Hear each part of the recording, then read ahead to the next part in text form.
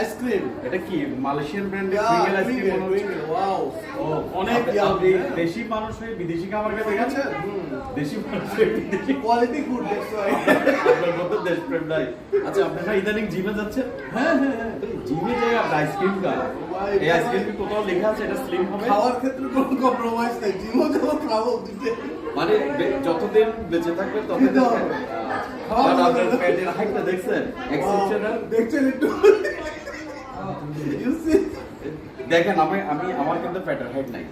চাতে জন্য আইসক্রিম খাইতে না আমি লোকাল আইসক্রিম গুলি আনা 1 টাকা দামে 2 টাকা দামের আইসক্রিম আছে, এগুলির ঐতিহ্য এখনো বলতে পারি না। এগুলির মজা এখনো লেগে আছে, ওগুলোই পছন্দ করে, এগুলি না।